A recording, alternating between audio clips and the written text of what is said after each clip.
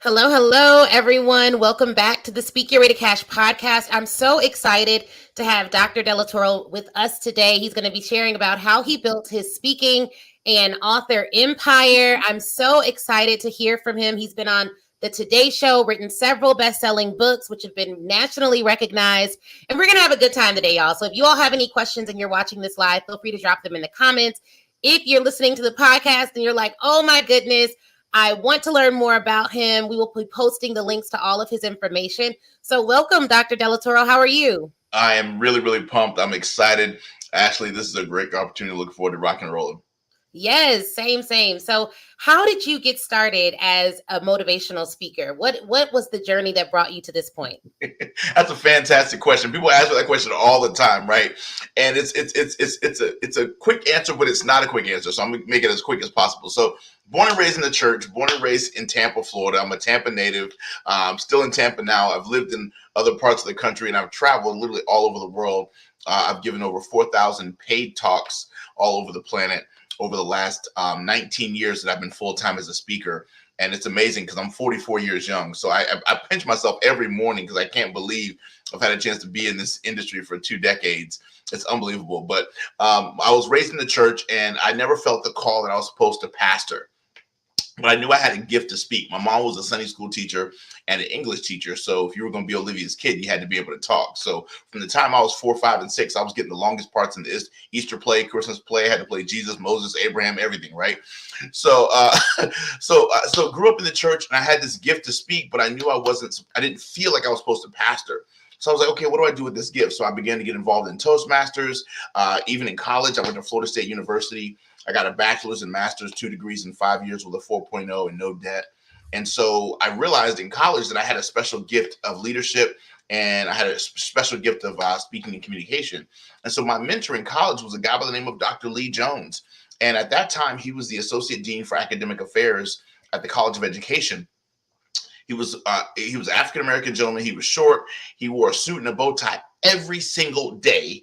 And I'm like, he was a speaker and was also a professor at the university. So I was like, man, I need to do whatever it takes to stay under Dr. Jones. And so he groomed me the 5 years that I was in college and really kind of started setting me on the path long before Dr. Willie Jolly showed up, long before Dr. Maya Angelou showed up, long before Bishop T.D. Jakes and Les Brown and Zig Ziglar, who have been mentors for me in my career. Long before they showed up, Dr. Lee Jones, I have to say, I keep a picture of him in my office because he was the guy that groomed me while I was in college, Ashley, to really begin to start to see that it was possible that I could be a speaker and not a preacher, and begin to start to pursue the industry. So that's kind of how I got the start. Nice. And what did it look like for you do you remember your first paid engagement? What was that like? How did that come about? And just tell us about that experience because I always find that story interesting. Yeah. So for me, paid speeches started in college, actually, because I was being groomed by Dr. Jones.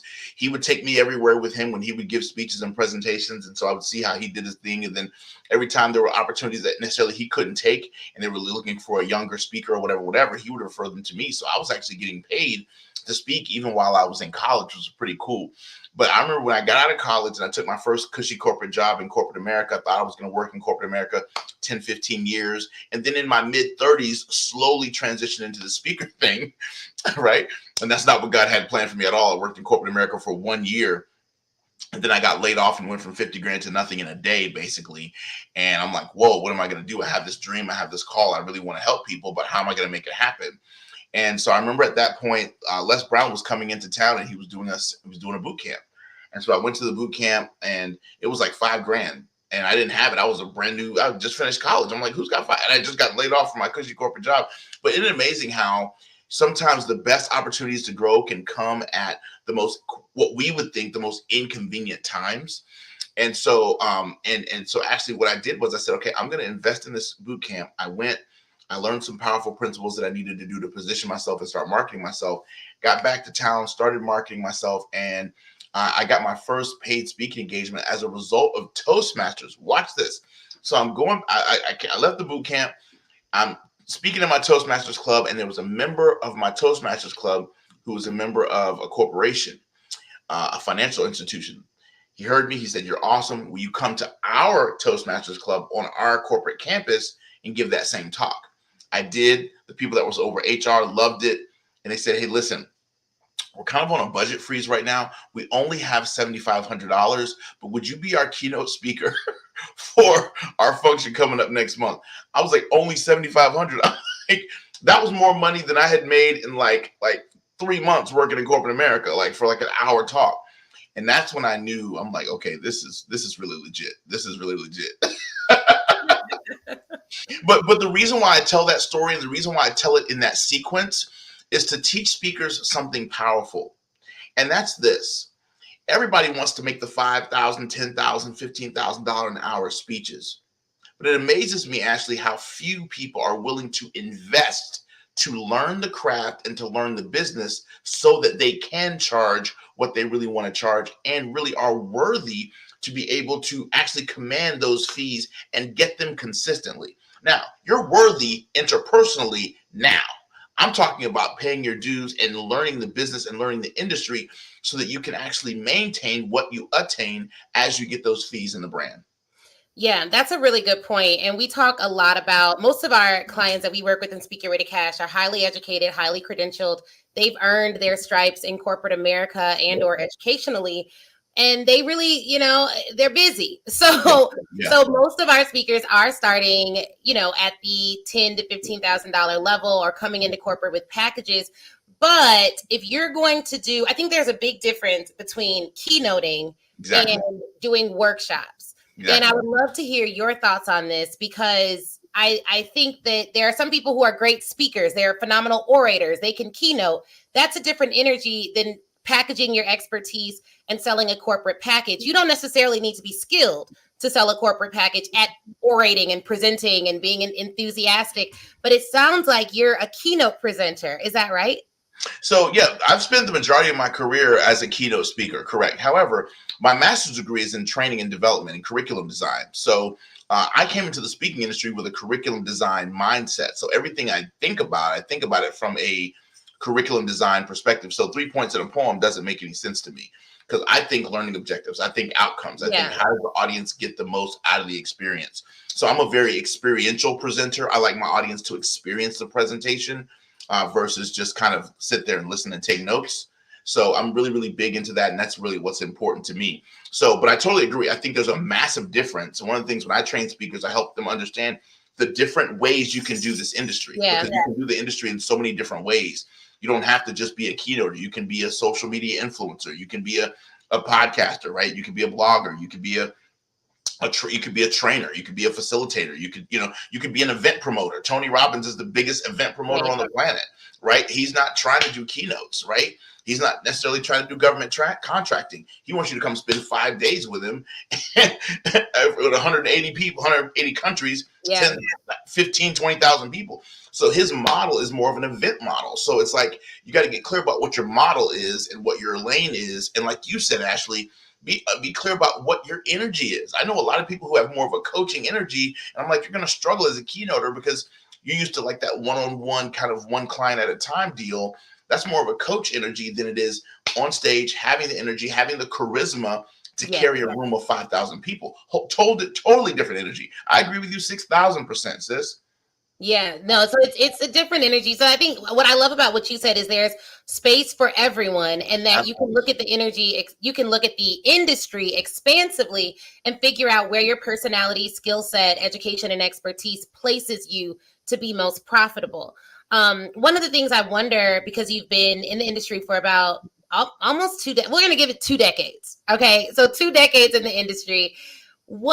How did you go from, all right, I got this $7,500 speech. This is incredible. Like, they think it's not a lot of money, but this is really good, to I am doing this consistently. How did you, or when did you in your speaking career solidify your business model, develop your sales and marketing plan, and really start to see consistent results? So that's a great question. So I'll be very honest with you. I tell every audience this, that $7,500, that was a one-off. I was not even really like, I was like, dude, what? Right. But I wasn't able to sustain in the corporate space there because, to be honest with you, 2 things. Number one, I still doubted myself because I was so young. I was like 22. So I still doubted myself, number one. Number two, I didn't have enough command of the corporate space to really fully be able to walk in there and say, okay, yeah, give me 7,500 every time I open my mouth. So what my mentors had encouraged me to do was pick a niche and grow rich. So at that particular point in time, I had crushed it in college. And so I remember going to my first NSA convention. And at the NSA convention, I met so many amazing people. And I've been a 15 plus year member of the NSA, and I'm the youngest CSP on the planet. CSP stands for Certified Speaking Professional, which is the highest international earned designation for professional speaking excellence. I earned it at the age of 33. The only thing higher than, and I'm 44 now, so I've had it for about 11 years, and I've mentored about 7 people who are now CSPs. The only thing that's higher than the CSP is what's called the Speaker Hall of Fame. And you can't earn it. It's got to be bestowed upon you by the people that are already in it. So I'm looking forward to that any day now, any year now, right? But what helped me solidify my business model was that whole conversation of picking a niche and grow rich. Because I was so young and I'd done so well in college, Mark Victor Hansen came up to me one day at the NSA conference, and he was like, young man, he said, what do you really want to talk about? And I said, well, and I started telling him, and he said, well, listen, what have you done a good job at in your life? What is your life an example of? And I said, well, I did a pretty good job in college. And he said, how good? And I told him, he was like, man, you should go around the country teaching students how to do what you did in school. And so I was like, okay, so how do I break into colleges? And he said, well, you need to go sit and learn from my buddy, James. And so I went to a speaker boot camp, how to speak at colleges, speaker boot camp in Vegas, put on by a guy by the name of James Malinchek.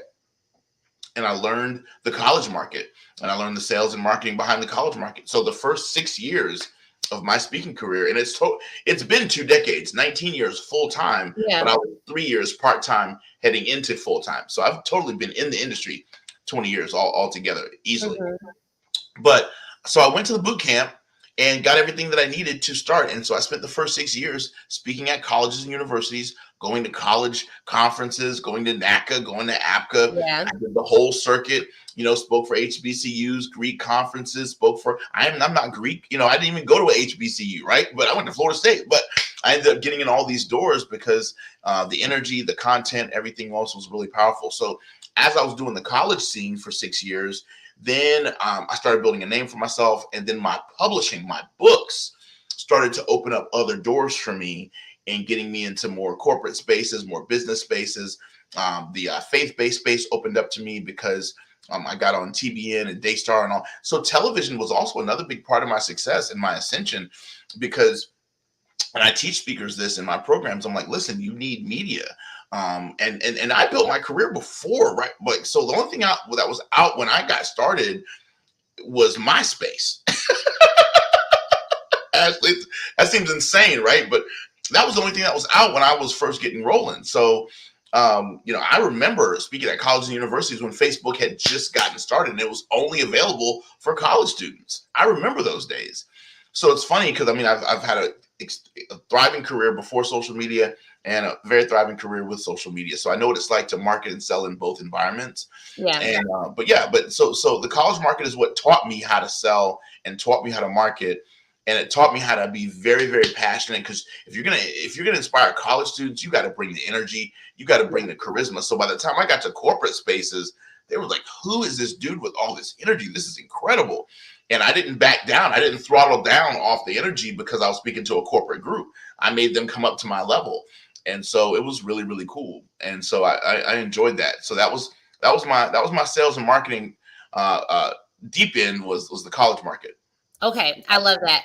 So for those of you who don't know, NSA is the National Speakers Association. APCA, NACA, NOTA, and some of the other organizations that he mentioned, they're associations, which means they're where groups of people go who are student, like a group of academic advisors may go to a particular conference and get knowledge, and speakers can pay to speak on those platforms as a business development opportunity. The amount you pay varies, but it's typically in the thousands. And you also have to be a member. The membership is typically low cost. So research some of those things. We have other episodes that cover that, but that is basically it. So if you're new, you're like, what's NSA? What's APCA? What's NACA? These are all things that you can Google. They're just associations where groups of your ideal clients may be in the room, depending on who you sell to. And that same model is what you also would do for corporations. You can go to events where your ideal clients congregate. One of the things to notice, though, if you're a new speaker, and I don't know if you dealt with this, you have to find the balance between how much I'm going to invest in going to these conferences and doing this marketing and the payout. Because I have literally gone to and what was it? It was like an APCA conference. And there was someone there who was like, look, Ashley, got a hit. Like, I need to get booked today in order to pay my way home. And I'm just like, oh my gosh, who taught you this? This is not the way to do it, because it costs serious capital to go to those conferences and invest and exhibit. And then you need to be exceptional because you're going into a space where everyone does what you do. Exactly. Yep. And they want a discount, in my experience. So, that's why I'm kind of like, on the conference. Like, it can work really good, especially if you know your craft, you know your conversion numbers, you know how many people will be there and who's coming and who has the budget. But when you're just starting out, you need to have a diversified marketing strategy so that you don't spend all of your money, put all your eggs in one basket, and it doesn't pan out. So absolutely. Can you kind of talk to that? Like, did you have any experiences where you put a lot of eggs in one basket to market in a particular way and you learned a lesson from it? Well, I mean, absolutely. I mean, scripture says, cast your bread upon many waters, because you never know which one is going to prosper, this or that, right? Yeah. And so I'm a big believer in having several irons in the fire. I'm a big believer in multiple streams of income. I'm a big believer in what I like to call the bicycle spoke concept, which is, if you're trying to achieve one goal, there's 5 different things you need to be doing in order to work towards that one singular thing. I don't believe that you should do any one tactic to achieve anything, whether it's sales, marketing, whatever your monthly income goal, you need to have 5 to 7 different ways that you can hit that number, right? How do you eat an elephant? One bite at a time. So for me, that's always been my mindset. But however, I mean, I know exactly what you're talking about, because you'll invest a good $3,000 to $5,000 going to one of those conferences to really figure out the lay of the land. So the first time I went, I just went as an observer. I was still working my full-time job, and I just went for one day. And I said, okay, let me take notes. Let me see who the best speakers are. Let me see what the best booth looks like. Let me see what so smart. I went to study the model. I was like, okay, how do I do this before I go invest all this money? Let me see and then I would sit in on their breakout sessions, and I would see how they promote it. And I would figure out, okay, what is the average fee that a speaker is commanding, blah, blah, blah. What is block booking? What does all that mean? Yeah. So I had to understand all that stuff first. And then I said, okay, let me come back, get my coins together, and say, okay, now if I'm going to go and do this, I need to make sure that I stand out. So how does your message stand out? How does your marketing stand out? What is your unique selling proposition? If they book you versus another speaker, what are you offering them that's going to give them that competitive advantage, right? So those are all the things that I went into and said, okay, hey, and again, when I was in the college market, I still had my job. So one of the books that I wrote that was a runaway bestseller was called Caught Between a Dream and a Job: How to Leave the 9-to-5 Behind and Step into the Life You've Always Wanted. In that book, I teach my exact transition strategy that took me out of my corporate job and into my speaking career full time. And so one of the first things that I teach speakers is that you got to get clear about it. If you're trying to leave your job or whatever, and pursue a speaking dream, you got to get clear about how much money you're trying to replace. That's the number one question that I ask people, and they're shocked that I ask them a dollars question right up front. I'm like, okay, how much money are we trying to replace? 80 grand, 40 grand, 30 grand, 125 grand. I mean, okay, cool. So based upon that number, all right, what's your hustle look like? Are you committed to putting as much into your speaking aspirations as you did into your corporate aspirations, or more? Or more into your military aspirations or your ministry aspirations or all these other? And actually, that's one of the challenges that I see. Everybody wants to make this straight lateral move over. And I'm like, okay, it doesn't always go quite like that, because at the end of the day, you pay dues. You were up early mornings and late nights to get to where you are in this space. It doesn't 100% translate over into this space 100%. You might have to take a couple steps down and then climb those steps back up over on this side over here to have the credibility and respect and command. If you want longevity, you can get a couple hits. If you want longevity, yes, you got to really be willing to say, okay, I'm going to go after this and go all the way after this, and that's what I think is going to be really most important. So for me, that's what was big. really what they say, count. No man builds a building without counting the cost.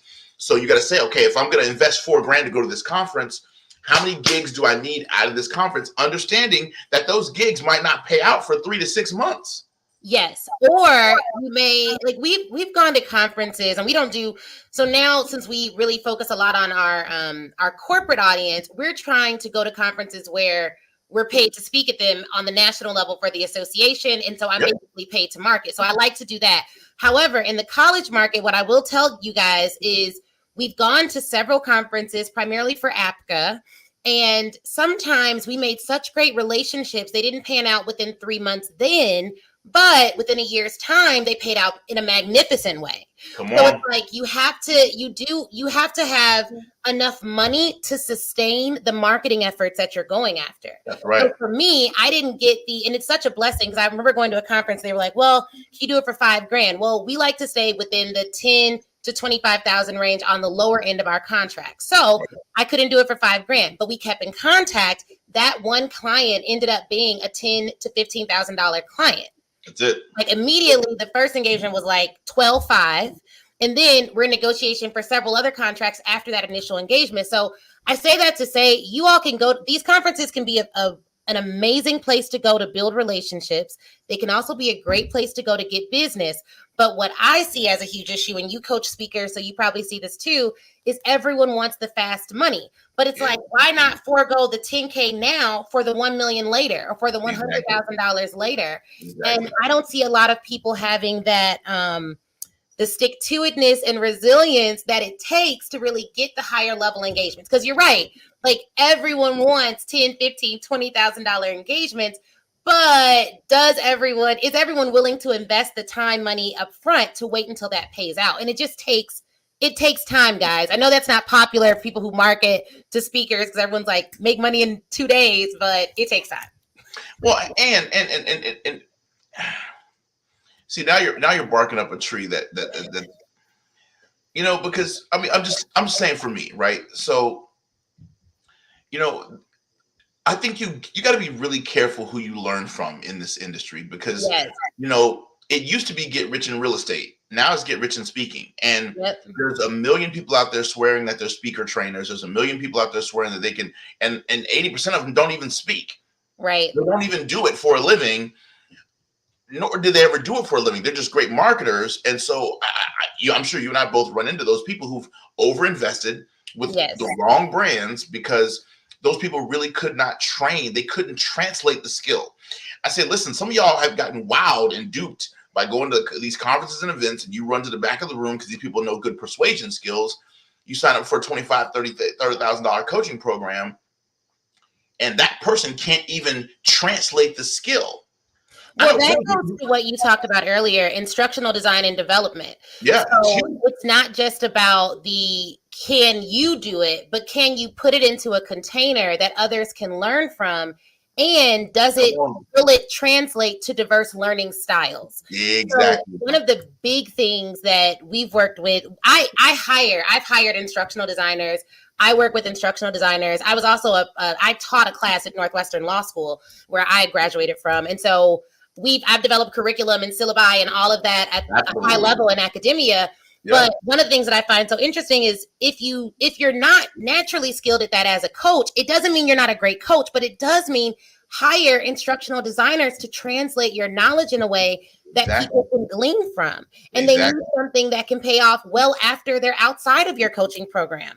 Absolutely. Like that's the other thing I see is like, I am big on people not becoming too reliant on me. I don't want to be your idol, your God, or your bottleneck. I want to teach you a way to think so that when you leave my program, you know how to reason for yourself. Come on. That is the goal. It's not like, what does Ashley think? No, it's like, what do you think based on the principles you've learned that have built a sustainable practice of mine? Because I left the $300,000 job. So I couldn't be out here. I just, we had a lot to replace, as you said earlier. Yes.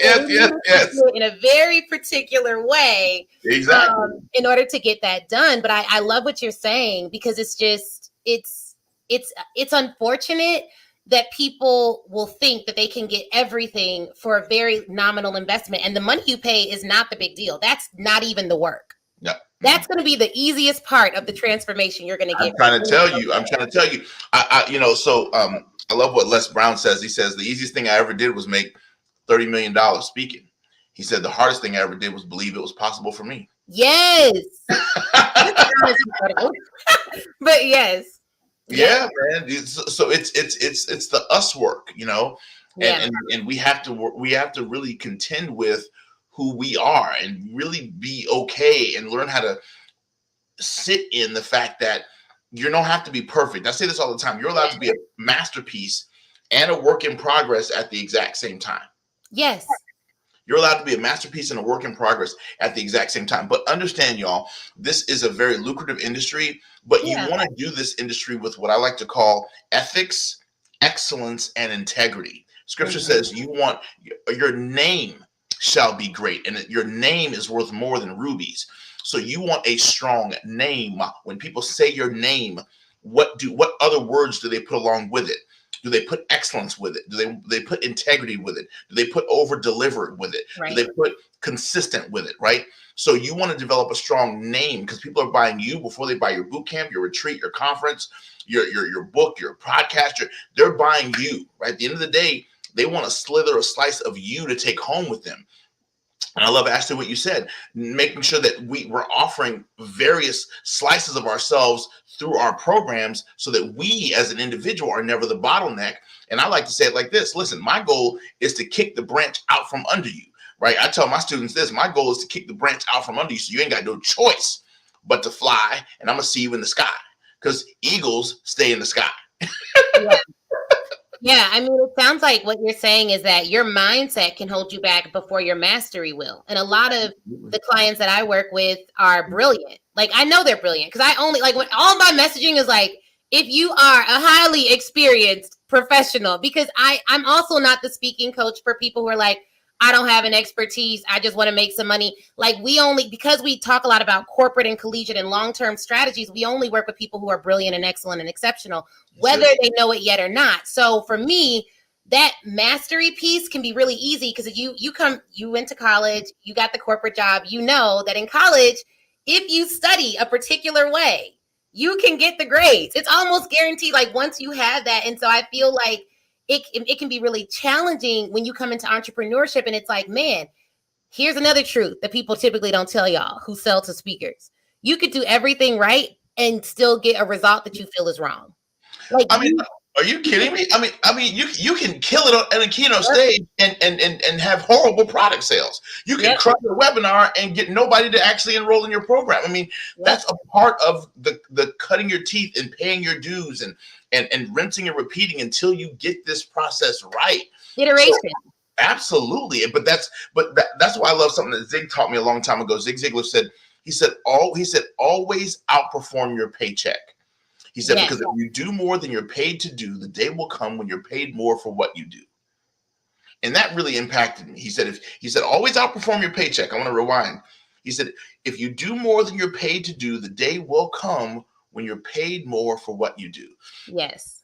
And one of the things that Dr. Maya Angelou always taught me, she said, baby, always make your audience feel special, feel good, and feel as if they have just had one of the greatest experiences of their life. She said, because people will forget what you say, they'll forget what you did, but they won't forget the way you made them feel. So true. She said, so I get chills just recounting what she told me. So she always taught me to hug my audience. She said, hug your audience with your words. Come on, somebody. I mean, and these are things that I've held on to.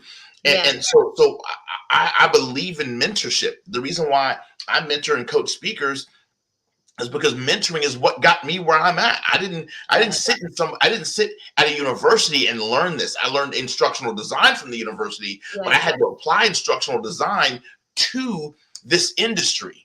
And I was able to apply it in this industry. And I think that's one of the things that I know. That's one of the things that set me apart from so many other speakers is just that commitment to content. You know, you're not going to get just a rah-rah speech with me on stage. You're going to experience the keynote, but you're going to take a hand-hurting amount of notes in my session that you'll be able to actionably execute when you leave. Yes. Because at the end of the day, if people cannot execute on your content, what was the point? I say this to speakers all the time, actually, and I think it's really important to mention here. I say your live presentation better be better than Google. Right. I can Google motivation today. I can Google inspiration today. So why do I need to hire you? At the end of the day, your live talk better be better than Google. And that might feel like a tall order, but it's the truth. And I say this, I say, listen, marketing is very economical today. I said, so don't let your marketing take you where your live talk cannot sustain you. Because some of us outmarket our own gift. And you got good graphic design, you got good marketing, but your live talk is whack. And so you're putting glaze on stale donuts. I'll wait. But the market will weed that out because you can't repeat business. And right, the business exactly. isn't built on your first client. It's sustained by the fact that your clients continue to come back. So exactly. You don't want to just get excited about the initial engagement. You have to have a sustainable, repeatable referral system where they're giving you new clients and where they're coming back. Like I don't want to lose a client ever. You know what I mean? Like I want to keep working with you consistently over time. And then when you go to your new college or corporation, I want you to call me then. And I want to know when you have kids. I want to know, like, that is where sustainable business is built. But again, that takes time. So it's unpopular to talk about. It's just easier to say, like, get your first 3K gig in 5 days. But the people I know who are always chasing after the first fast thing are typically not sustaining over time. So for me, it's like, it's cool to get my first 5K gig, but if I can't sustain that, it would have been better for me to wait a year, get a 10K gig that converts into a 6K contract. Like it just would have been better. Exactly. You know, I love what you're talking about. And for everyone listening, I want you all to note something that he has demonstrated throughout this interview. I want to make sure y'all are picking up on it. Okay. He has quoted several mindset masters throughout the course of this interview. And of course, he himself has a level of mastery that he also has been able to pull from his books and from everything else. Your mindset is the most critical element to whether or not you'll be successful. And another thing, every time he's talked about a failure, because I don't know if you probably do this all the time, so you may not even notice it, but every time he's talked about a failure during the course of this interview, he has had an introspective view of what he could have done better in that situation versus blaming something external. I point this out because I want you all to not just look at what people have produced in their life, but look at what they do, look at what they don't do, look at how they discuss situations where other people could have used as an excuse to quit. If you don't have resilience, that money you want to make is not going to happen. It's just not. If you are 100% controlled by your feelings, you will fail. That's right. Like, because feelings are fickle. You can't always trust them. That's why you need things like faith, perseverance, resilience, intuition, dedication, accountability, masterminds. Exactly. You need all of that. Yep.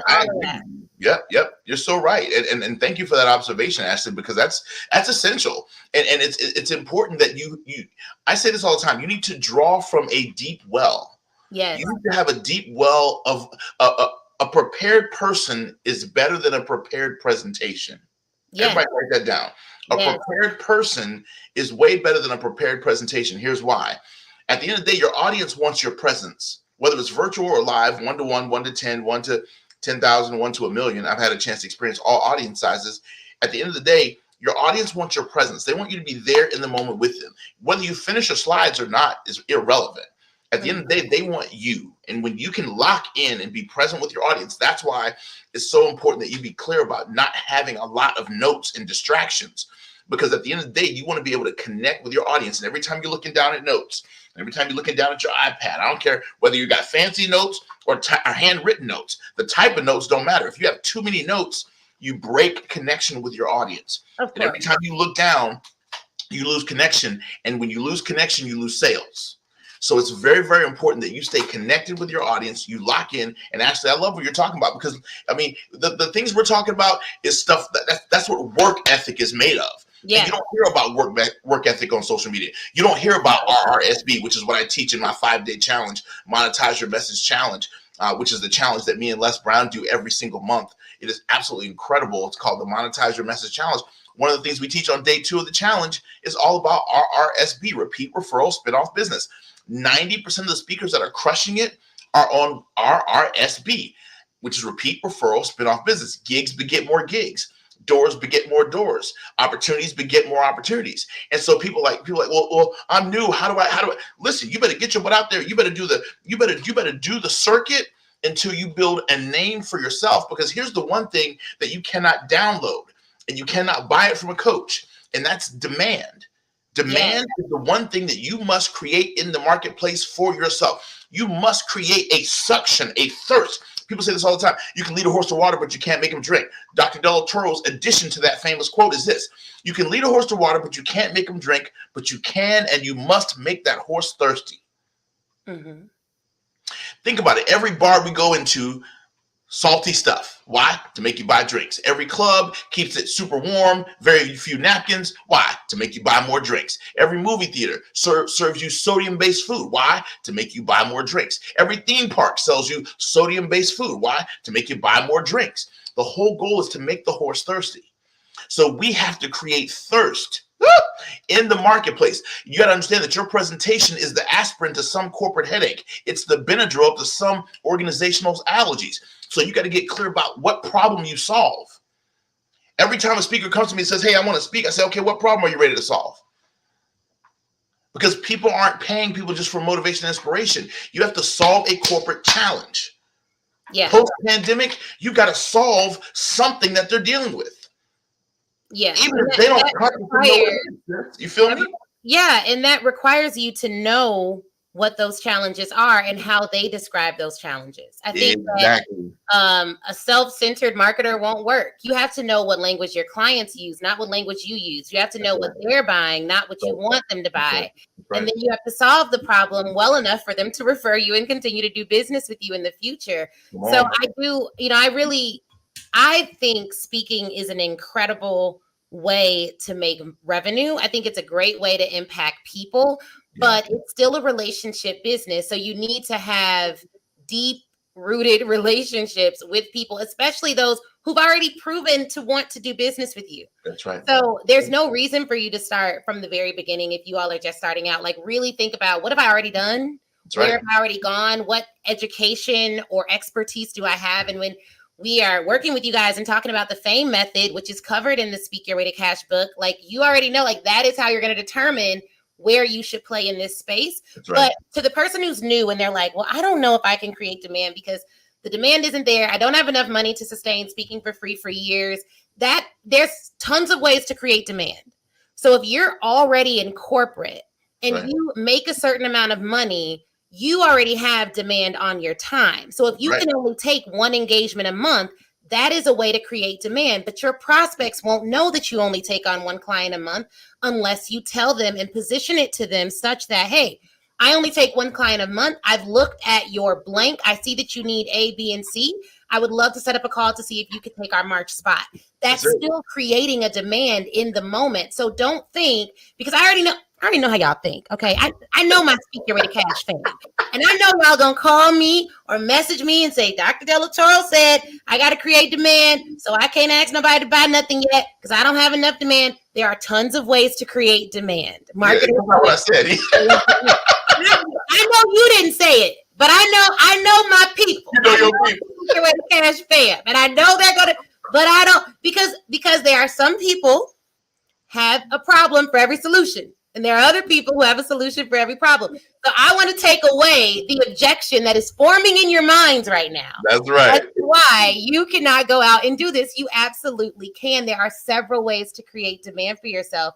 And there are no excuses, and I would love to hear more about how you've been able to grow your mindset through challenges. Like, are there rituals that you have? Are there habits that you formed? Let me phrase it to you like this, because this can go either way. What are the 3 most effective habits that you formed as a speaker that has helped you to grow your business? Fantastic question. I would say one is, I would say the first habit that's helped me to sustain is remembering from day one that I am a business person first. I'm a CEO first. I'm a speaker second. So, and I think a lot of times people get that wrong. They flip it and they're like, okay, I'm a speaker. And so they just want to speak. So they'll take any kind of fee. They'll take any kind of, they'll do it, for free forever, whatever. Because you got to be a business person first. I don't care what industry you're in. There is a business model behind it. Yep. So you must become a CEO first. And so really kind of having that CEO mindset and really doing the things that CEOs do, teaming, figuring out your teaming, figuring out your finances, looking at your dollars every day, really getting clear about every dollar that comes into your speaking business does not come to you, getting clear from day one that I don't want all that money coming into my speaking industry coming directly to me personally on my personal tax return. Can I get a shout on that? Hello, right? Creating some separation between you and what you want to do by having a corporation, right? So really running a thriving business, having a CPA, having an accountant, having an attorney or retainer, handling your business like a CEO. So that's number one. Number two, learning from the best and constantly investing in myself at the level that I want the return. So for me, one of the things I've had a lot of lows. I've had a lot of lows in my 20 years, whether it's been personal lows or whether it's been career lows. I've had a lot of lows. But here's the thing. Most people in the public have no clue when I have a low. Why? Because my bounce back is insane. Yeah. And the reason why my bounce back is so strong is because I have quality mentors in my life who've also been through challenges as well. So when I'm going through something, they know I can reach out to them. I can call them. I can text them. I can get on a call. I can get 3 or 4 of them on a Zoom, and they give me their wise counsel about how to handle a situation. Mm-hmm. I've also kept mastermind groups as a part of my success equation, which are peers that are on the journey with me. My book, Shift into a Higher Gear, Better Your Best and Live Life to the Fullest. Chapter 8 is called Shift Your Posse, because who you ride with matters.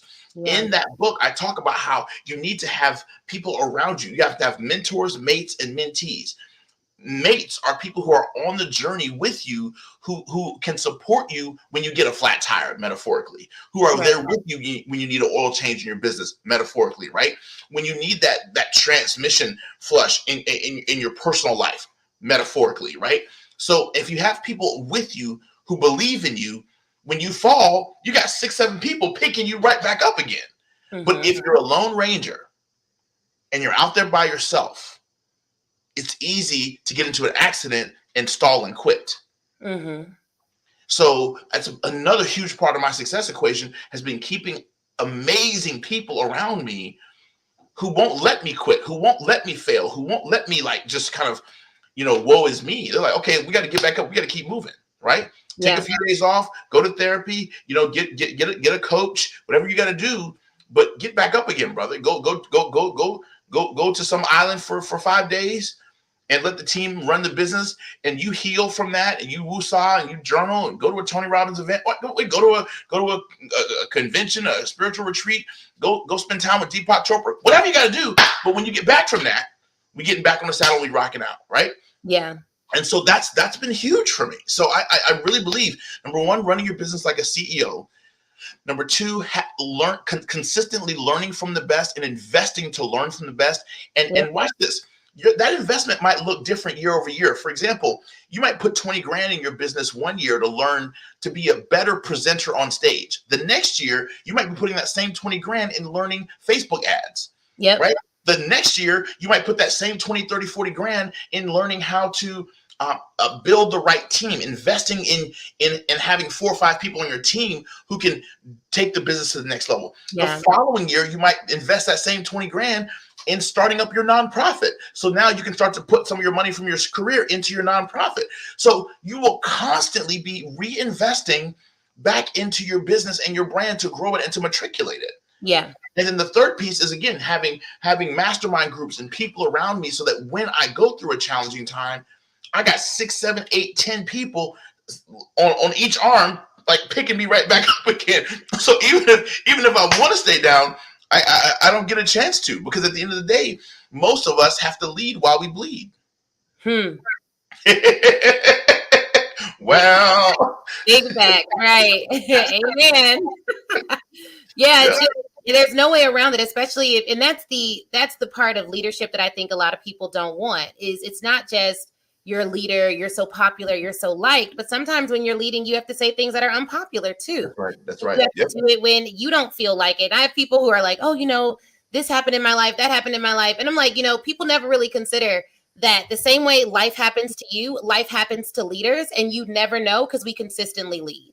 That's So it. I'm very big on, I think it was because my dad, he's in the midst of writing his first book, but he was someone who, grew up in Robert Taylor homes, put his sisters through school. He's a pastor.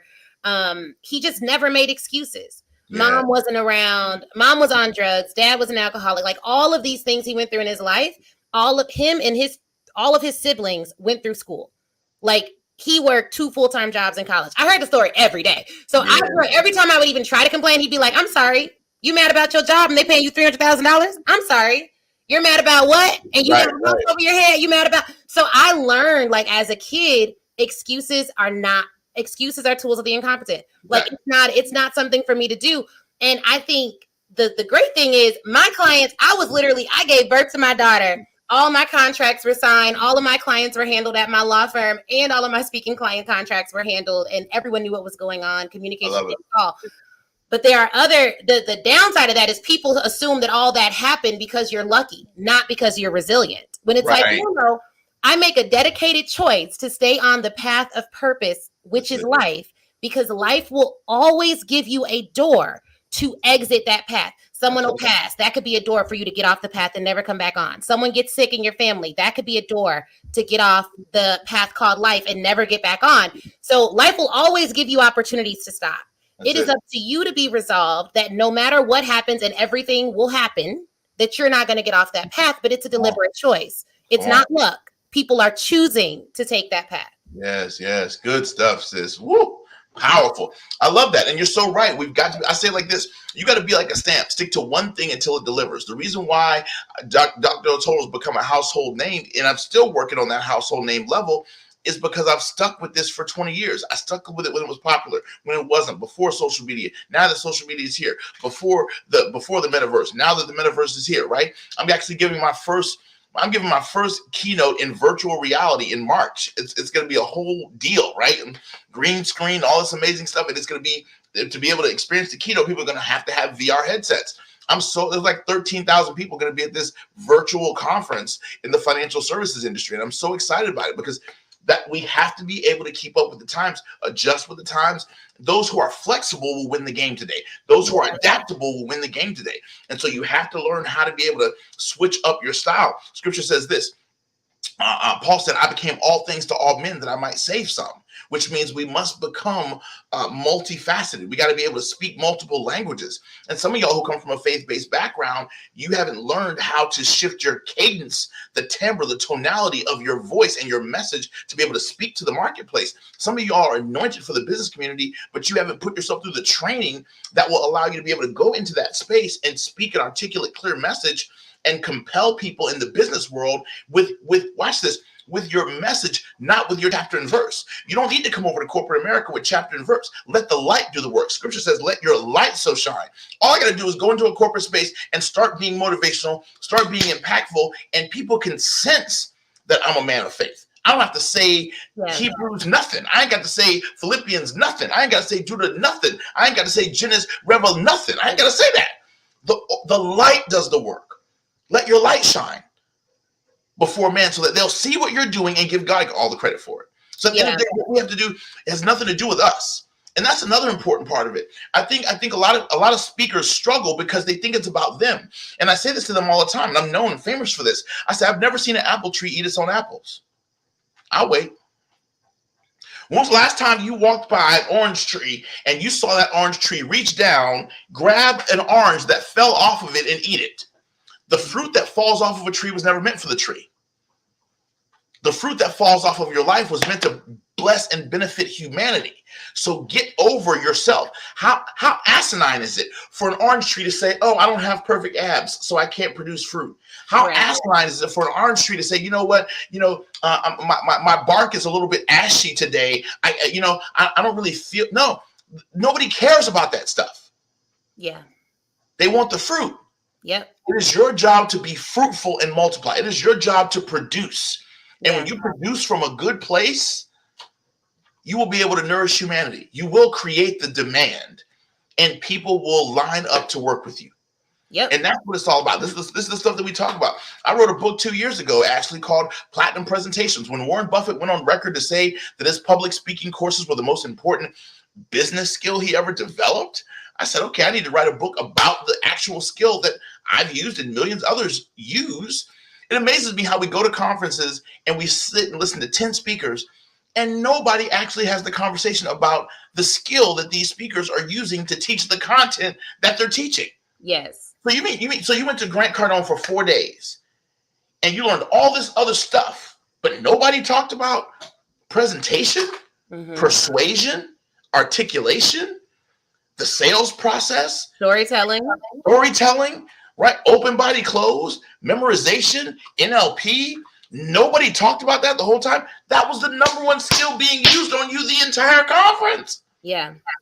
But that comes from not just looking at what people are doing, but analyzing the why, looking at what they're not doing, looking at what they're not saying. And every time I join a program, because last year, I think we spent, it was well over $150,000 in professional development. Now, based on where my company is going, that makes sense for me. I'm not telling y'all to go spend six figures and you haven't made any money. But I will say this, when I join programs from people when I admire their sales process. So if I like the way you sold, I may join just because I learn more from how people do things, what they present to me, how they show up, how they present different topics, the things they repeat over time, than they will ever teach in their program. Because that may not even be what the program is about. And sometimes proximity to greatness, proximity to a particular skill set, if you go in knowing you're not just learning from what they say, but you're learning from what they don't say. And maybe it's the trial lawyer in me, because I'd be doing trials and cross-examining the witness. You have to get really, really good at asking exceptional questions. Yes. If you get coached by great people, and if any of you all are in like our programs, you're coached by great people, you should get really good at asking good questions. That's right. That's going to help you so much more than just going through the program, doing the work. Like, get good at asking really great questions. So then you can ask questions that they're not even like, the program may not even be about that particular topic, but ask, because a great coach isn't going to just be like, oh, that's not in module 5. I'm not going to tell you. Because great coaches want to teach their people how to think, not just how to do. If you learn how to do and don't learn how to think, you'll memorize stuff, but you won't be able to utilize it for the rest of your life. Exactly. And that's what any great program does. It gives you skills to use for the rest of your life. You have to learn how to think. Yeah, you're right. So exceptionally true. I mean, dead on. Absolutely spot on. I love it. If they just take what they've just got, this has been a masterclass, y'all. This is a masterclass up in here. When I tell you, and so this is why I'm so passionate about the work that we're doing with the Monetize Your Message Challenge, because we're helping people with this concept and also their money mindset. Don't step into the speaking industry unless you're willing to graduate your money mindset. Brian Tracy says like this: you will never be able to out-earn your own self-concept. You have to shift how you see yourself, how you view yourself. And if you're going to step out in here and do this industry at the level that you really desire to do it, and you got to upgrade your money psychology. So I want to encourage people, if you guys really want to take it to the next level, come check out our Monetize Your Message Challenge. It's monetizeyourmessagechallenge.com. That's monetizeyourmessagechallenge.com. We do it every month. It's a 5-day challenge to help people leverage public speaking and presentation skills to get more clients, contacts, contracts, and cash. And I don't know any entrepreneur who doesn't want more clients, contacts, contracts, and cash. So yes, definitely. Yeah. It's really awesome stuff, Ashley. Awesome. And then so you all can check out the Monetize Your Message Challenge. And then where can they find you on Instagram and your website? Give them those handles as well. Absolutely. So we're at Dr. Delatorro, DrDelatorro. That's at Dr. Delatorro, Dr. Delatorro, on all social media platforms, Instagram, LinkedIn, Facebook, Twitter, all of it, right? We're on all of those platforms. So can't wait to YouTube, all of it. So can't wait to connect with you there as well. We have our own podcast called Crushing Life with Delatorro. So find us on your favorite podcasting platform and check out our podcast episodes. They're absolutely bananas. Our new book, Shift into a Higher Gear, Better Your Best, and Live Life to the Fullest. You can grab it on Amazon or Audible. I actually went in studio, spent 5 hours in studio recording the audiobook to this book. So it's not some actor reading it, it's actually me. And you will absolutely adore the audiobook version of this. So pick up the book on Amazon, pick it up on Audible. And we also have a companion workbook that we produced at the same time that the book came out. And you can pick up the workbook on shiftingtoahighergear.com. And so we're really, really excited about that. Just making great things happen and just really, really taking folks' lives to the next level. And my annual conference is coming up too, Ashley. It's coming up at the end of June. On my 45th birthday, I'm doing my annual conference, which is called the Full Throttle Experience. It's the #1 experiential personal development conference for high achievers. It's being held in Clearwater Beach, Florida, June 29th through July 3rd. And so we're telling everybody to stay over one extra day to watch fireworks on the beach on July 4th. But it's going to be an incredible 4-day conference. People can learn all about that by going to fullthrottle2022.com. That's fullthrottle2022.com. That's the conference that inspired my new best-selling book. So we're pumped about it. All right, great. Well, you have a lot of ways to connect with Dr. Delatorro. We appreciate your time on the Speak Your Way to Cash podcast. And thank you so much, Speak Your Way to Cash fam, for listening in. If you love this episode, please do rate us on Apple Podcasts. You all know we have the Pitch Your Way to Cash challenge coming up in March. We do it once a quarter. And then the Speak Your Way to Cash live event waitlist is live now. Tickets go on sale March 1st. They are limited in-person seats. So please, please, please make sure you are by your email on March 1st, 2022. And thereafter, if tickets are still available, you can go to speakyourwaytocash.com/event and get your tickets there. All right. So I'm excited about what you all learned today. Listen to this episode 3 times. Take notes. Implement one thing you learned. And if nothing else, remember that you have the power to change your own life. There is nothing outside of you that can keep you from doing what you are called to do in this earth. So be encouraged. Be inspired and know that one pitch can literally change everything. All right, guys, I'll talk to you guys later. Thank you so much, Dr. Delatorro, for joining us on the Speak Your Way to Cash podcast.